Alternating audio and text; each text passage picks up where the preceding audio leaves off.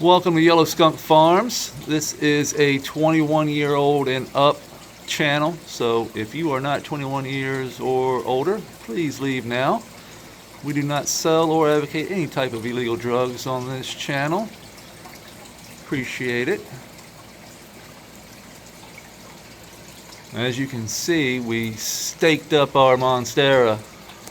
That thing was way down here. If you look at and we did that 2 days ago, so it's definitely a lot better off where it is instead of way down here covering up all that light. It was starting to hang over top of these lights on that heat here, so we had to stake her up with the old stalk there. That's from the old land race we grew on the second run. And you can see that our new leaf back there, look how beautiful that thing is. Let's go back here and take a look. Look at that. It's just massive leaf.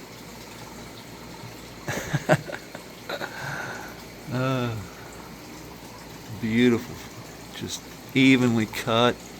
You can see how these down here are still kind of stuck together. They haven't even broken apart yet, where they're unraveling. Getting ready to, though.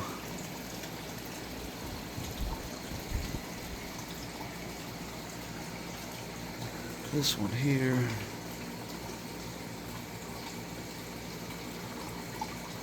we're probably going to get another one that looks like it might come up through there. I don't know. We'll see where the next one comes from. Probably in a spot we don't want it to, but that's normal. Let's take a look in the pond here. We did increase, you probably hear the sound difference today. It's a little louder because I actually cleaned the pump out, but I increased the flow. See how faster it's flowing out there? And when I do that, that's kind of flushing out different pockets. You know, it's just kind of adjusts. Since the creek and the river never flow the same, we increase the flow, we decrease the flow. This just kind of mimics nature a little bit. Also, you know, releasing things into our nitrate pad kind of kicks up things for the shrimp to mess around with. You see the babies just everywhere. I mean, there's so many baby shrimp. A lot of them you just can't see on camera, but look, they're just tiny shrimp everywhere, hidden up in those cracks up underneath the rocks. Big ones you can see easily.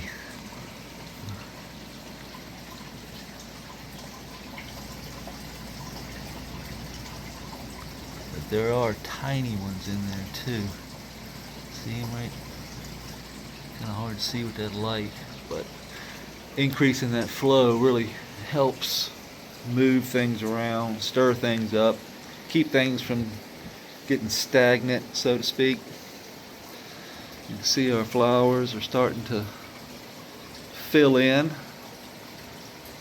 These are seeded, so you can see seeds in there. And this is day 39, so it's day 39. So we got a long ways to, we still got probably another 30 days to 35 days to go. Look at those beautiful seeds. Those are going to be some healthy, good looking seeds. And we are showing signs, only in this plant though, of the streaking. I don't see it in any of the other, like in this pocket over here, I don't see any streaking. Over there, I don't see any streaking. The plant over there, and that side, next to this plant, I don't see any streaking. Just this plant here.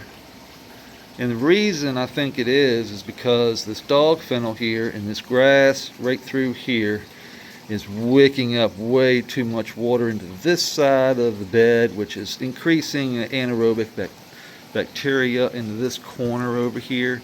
And what I mean by that is that the biology in the soil, so if you were to look under a microscope, we would see anaerobic bacteria and anaerobic things here that are bad for the soil.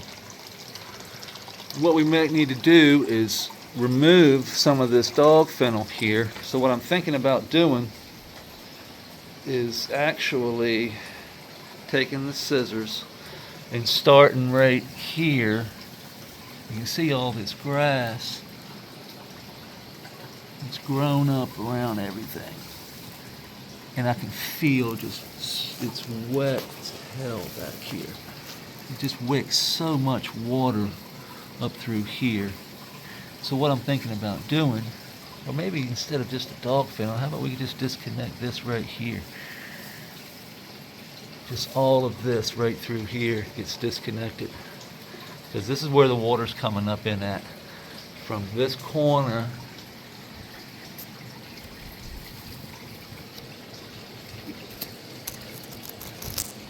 it's going right up in there.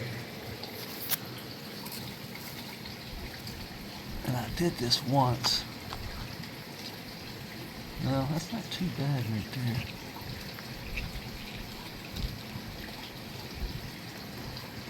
It's not too bad. It's not getting too much right there. And I disconnected all of that through there. So what I'm thinking is all this back up in here is just wicking a lot of water. Watch it be a freaking snake or some shit.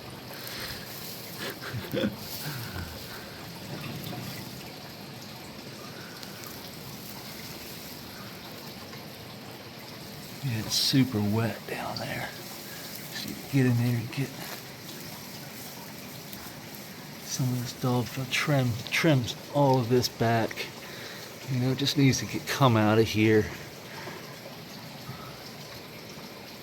You know what I mean? Like all of this is just wicking way too much water up in there.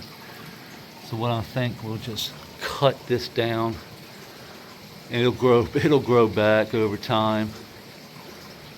So we might do that today. We're also gonna have to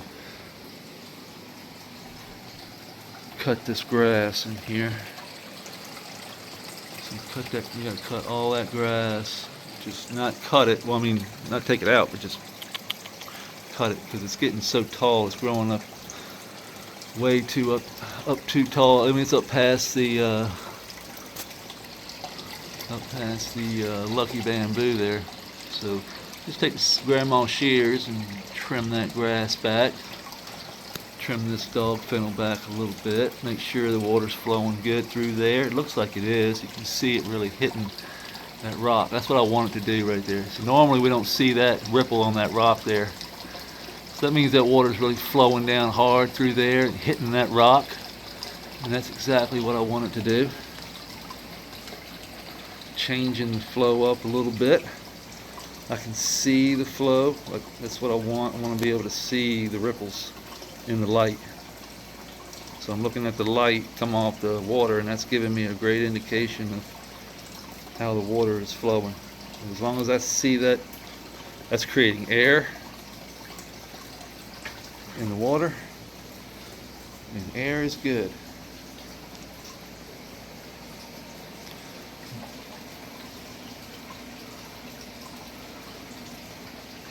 I see these leaves drooping down like that. I don't see it only on this plant too. I don't see it on these. Only on this plant here they kind of droop. And one reason is because this fan right here is always on. I just turn it off when I'm videoing because it's a little loud. But you can see that the fan is always blowing. And that's always blowing this down, down, you know what I mean? So it looks like it's drooping, but really it's just the wind pushing it, you see, constantly. And so it's, might think that, oh, that leaf's drooping, these leaves are drooping, but they're really not. They're just being forced down like that by the wind. You can see up here where they're not being forced down, they're not drooping. But right through here, they're kind of drooping because this fan is constantly blowing on them. Right through here.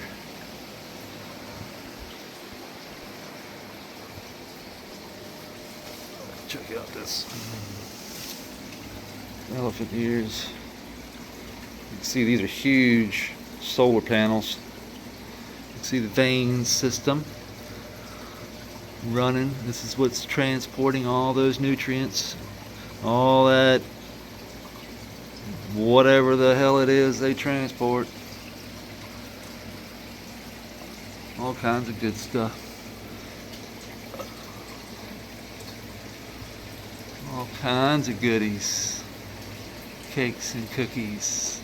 Look at this is just a beautiful plant. I mean, the smell, it's sad that I have to seed it, but then again I'm so excited that they're gonna have seeds.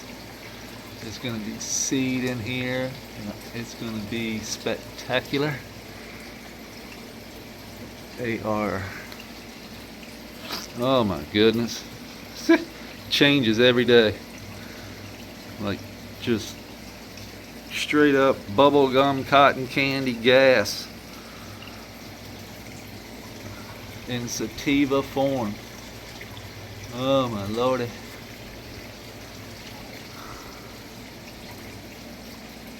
Oh my goodness. There's nothing better than that.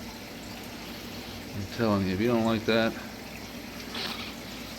something wrong with you.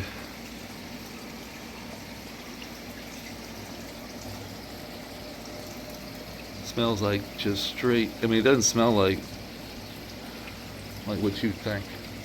It just literally smells like bubblegum cotton candy. It's really crazy. This one here, look at the seeds starting to form on this one. There'll be some plumpers in there. This is the same as that, just a little bit different structure and smell. It doesn't smell quite as good as that center one, not yet anyway. This one's well, let me do another. It does have a little bit of that bubble gum. More pine, more gas. Definitely more gassy, more piney, a little bit of bubble gum. Lemon lime. Where that one in the center is just straight candy. Then we have the yellow skunk over here, really starting to frost nicely. Got some seeds forming down there, I can see them. This one did a little bit of different.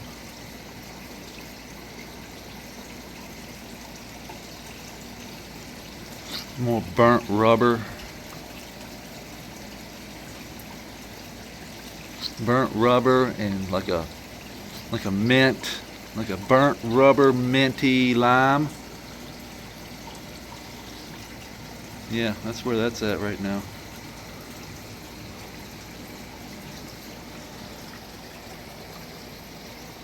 See, the elephant ears are just spreading out like crazy. The ivy down here is really starting to go. We're just working that around. I want that to go around. Gives us good cover. You can see our dandelion kind of didn't like it there. Looks like a lot of it got eaten and returned to the ground.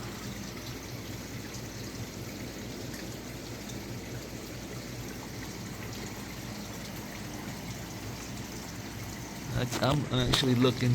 I can't see down here, so I'm just gonna come down here and kind of take a gander at what kind of shit we got going on here in the middle, away from So there's a plant.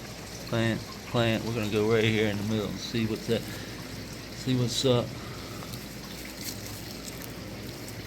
Just underneath this mulch layer. See how wet it is. Got a really nice pod. Oh look, it's just moving. This is what we want to see. We want to see workers. Get to work, workers. They are aerating the soil, they are eating, they're aerating, they're moving, they're active. This is what we want to see. These guys are shredders. And you know, this is just done. I haven't even broke the surface. If I break the surface, I'm probably going to see a worm. Let's see here.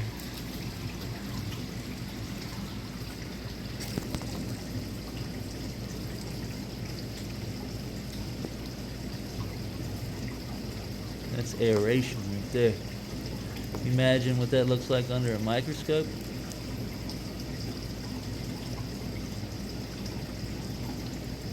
All that dead bugs and bug shit. All different kind. I mean, all you see is isopods, but believe me, there are a whole lot of diversity down here. There's a worm just underneath. Mites. Look at the mites. Worms. All these guys, the springtail there. Oh, there, you see a springtail jump?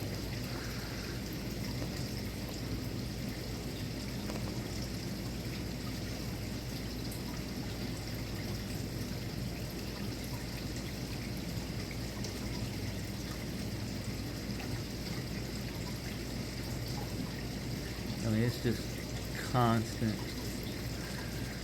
I could sit here and look at this all day because it's always something different. It's always moving, seeing something that you never see before and you'll never see again in this one particular spot because it's constantly changing. And the reason it's changing is because these guys are changing it. Look at them working that stump there. Them mites. Just eating that wood, breaking it down, releasing it back to the soil where it can be uptaken by these plants. So the best kind of food for a plant, especially these plants, is the plant itself. So it's taking up what it needs. As long as it has access to what it needs in a diverse buffet of nutrients, they can tell the microbes what they want, when they want it. They know when they're going into flower. They know what they need. They'll send the signal down. The signal will then be picked up by the bacteria and the fungi and all the other things down there. That signal will then alert them to what they need to go do and mine. They will go mine it and then release it to the plant at the rhizosphere, at the root system, as long as the plant continues to feed the biology, the photosynthesis sugar that it is creating from the lights, pushing those exudates down into the soil, feeding that biology that we can't see, and in turn releasing that nutrient.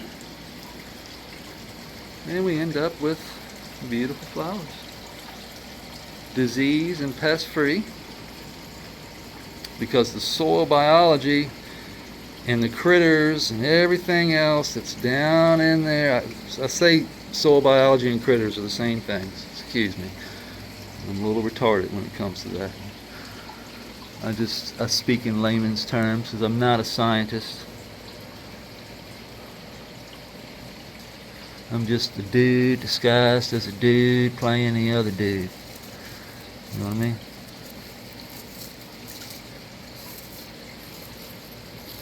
If you've ever seen Tropic Thunder, you know what I mean.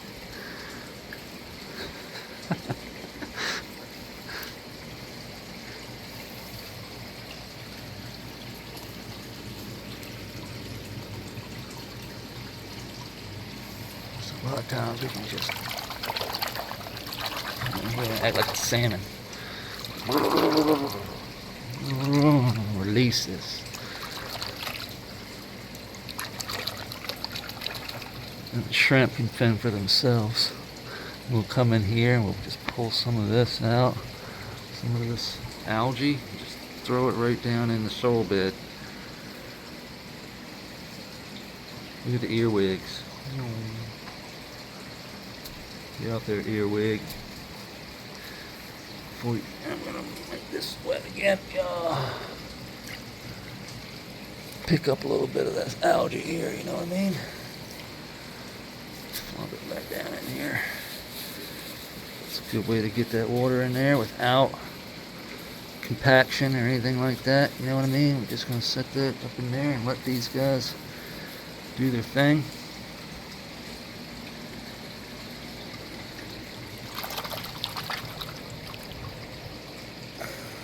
Get some of this out of here.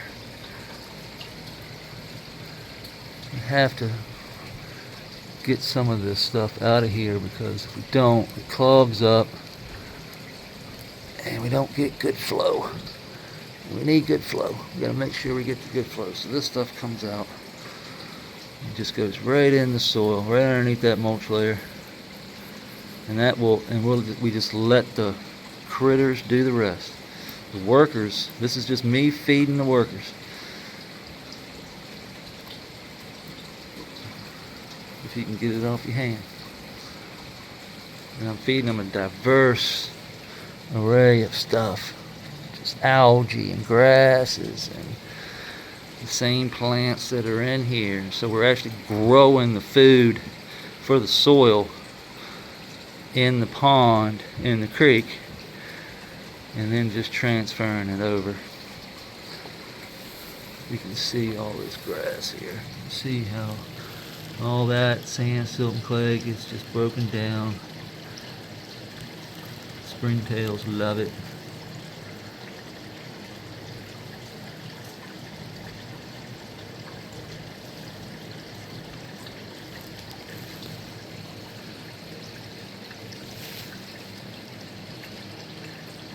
They keep it aerated too. Look at the worm right there.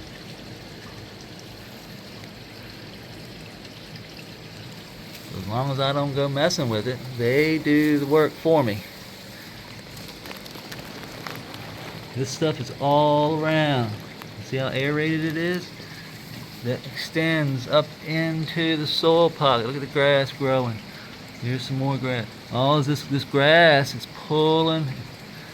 This grass goes, the biology goes with it. So the roots, all that stuff, is bringing it on into the soil beds. That thick, nice layer of worm castings, rich in mineral and nutrient, will be eventually covering this whole soil pocket here. All this grass, all this will eventually come over here. It will not shrink. It won't keep. We won't have to keep adding amendments. We just have to cut the plant and place another plant right beside it. It really is that simple. Now that we've set the stage and got the moisture level right, we've got the worm casting, the sand, the silt, the clays have been broken down into this worm casting. And this just takes time. It's just a time thing. You know, over time it will get better and better and better and better. As long as I just keep feeding the soil, they'll keep breaking down that sand and silt and clay and organic matter and turning it back into nutrient dense soil for everything else to uptake, for these to uptake, for the grasses, everything feeds itself. So it's really a really cool system. Of course it's cool, it's Mother Nature. All we're doing is kind of mimicking it, and setting it up properly is the key. That's a beautiful flower.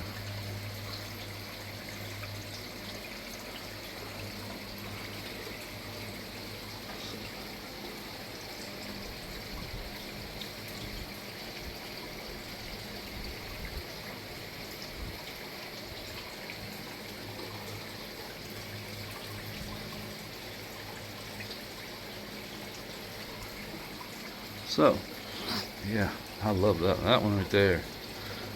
I'm a gas guy, but that cotton candy is strong. Holy cow. So everything around here is looking good. Our ivy is really starting to come out. You can see it's starting to fight its way out of this jasmine here. It's starting to get more light, so it's starting to stretch.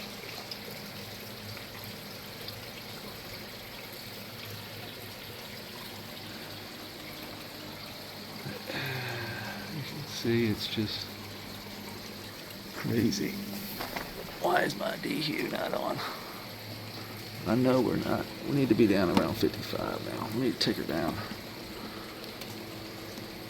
I don't know where I'm at right this second. I'm at 60. Let's see here.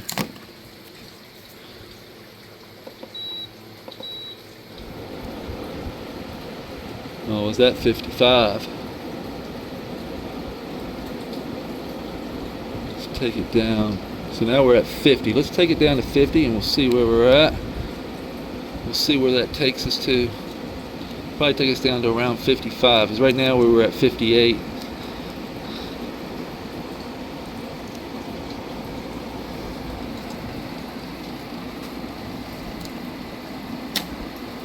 Make sure I cover those lights up. That's all that tape is for, to cover that light up so we don't get that residual light when the light's cut off. See the ivy, oh, down here, look at the ivy coming through the bottom of the wall.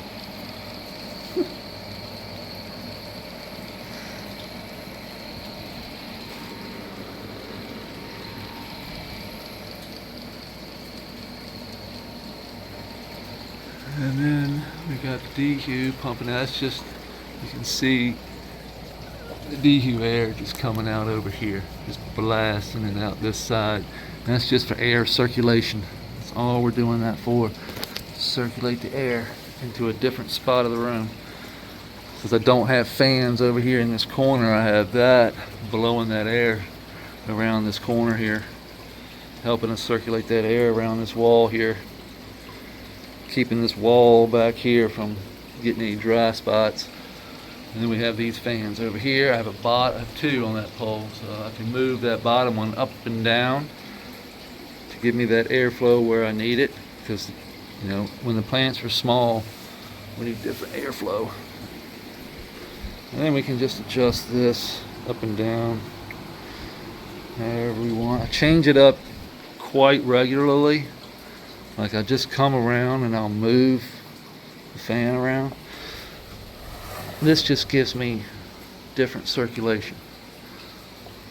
Come over here, we'll cut this one back on. This gives me that rotation over in this corner. And we have this one here, which is on a pole that we can adjust. Those back there blowing in. We got the mini split blowing in there, circulating. And then we have a vent. This is a vent hole I've closed. And we also have a vent hole behind here. So you see these slits here?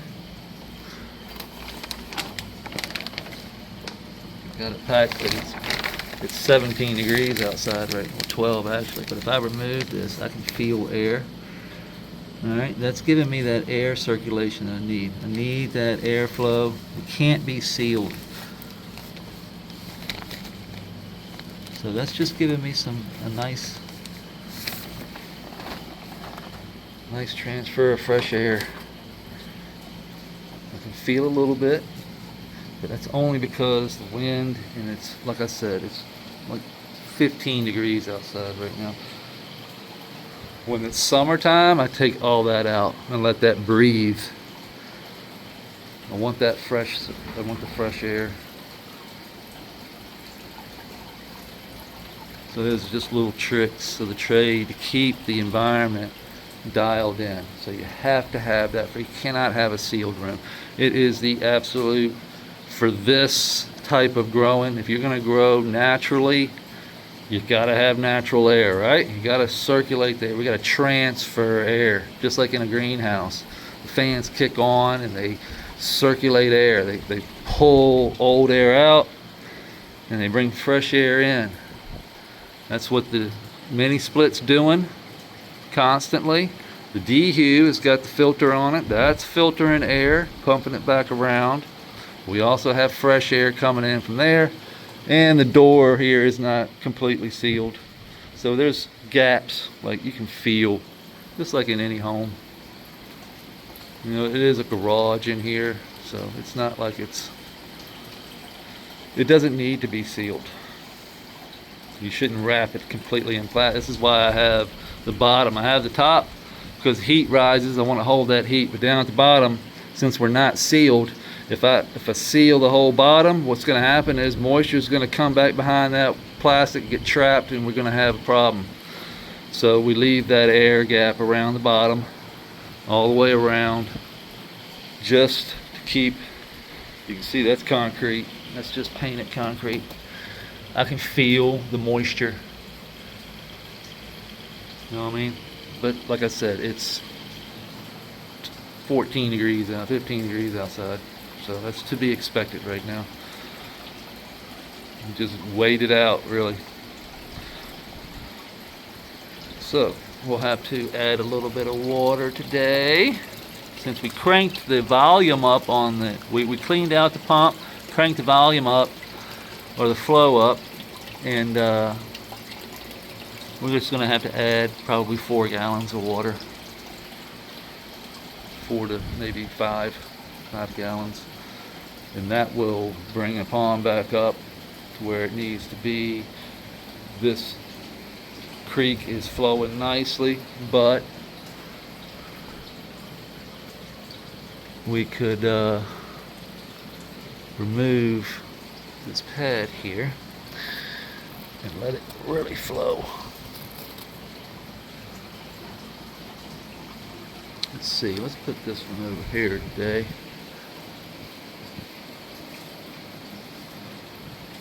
Put it right over here. There we go.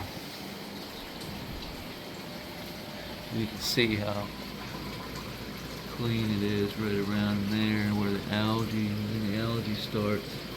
So you can see where the pad sits and then where it doesn't sit. It's pretty obvious. But that algae is here for a reason. It's picking up a lot of this poo, see?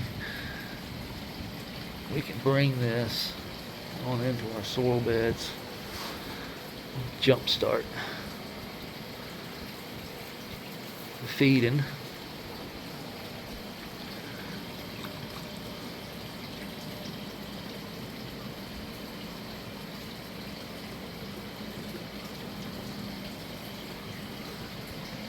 This is that root. This is this stuff here. Oh, this is the root from the lucky bamboo, I think. I'm just going to get some of this algae off of it. Let it breathe a little bit. This algae can really suffocate if you let it get crazy. So we just come in and do our thing. Kind of rough it up a little bit, and it'll all be good. You see our agates. I love these agates. As the water quality got better, I love this one too. This one's cool as shit. Look at that.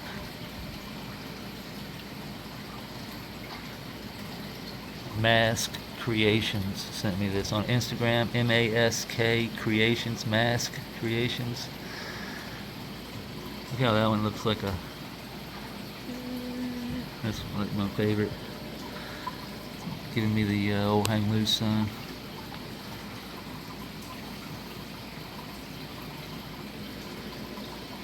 I love that. There are cuts. Little baby bud. What's up, little baby bud? Looking pretty. All shriveled up. Trying to survive.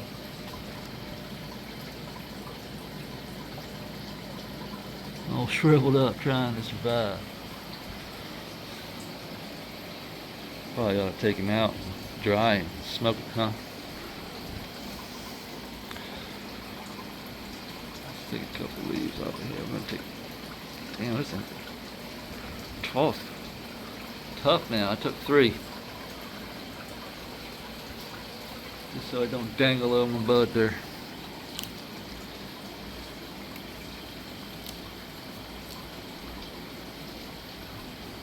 Alright. I think we're done in here. We're gonna go put some water in there and yeah. Hang out. Super Bowl Sunday today, huh? Fun. Let's take this one too. Just keeping.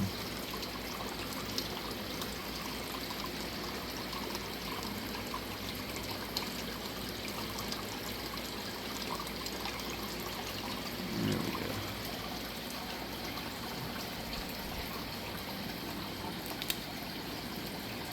Mm-hmm.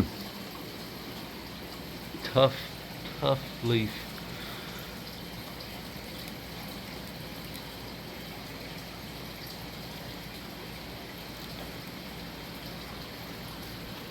Alright, so we're rooting for, I don't know, I'm a Green Bay fan, so probably gotta, well, I'm supposed to root for Seattle, I guess, but I don't like Seattle. I don't like New England either, but my buddy Tommy's a New England fan, so I guess I'll root for New England.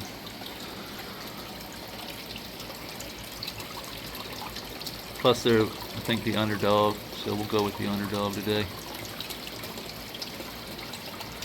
So I hope everybody has a great Super Bowl Sunday, and we'll see you soon, or tomorrow. Peace.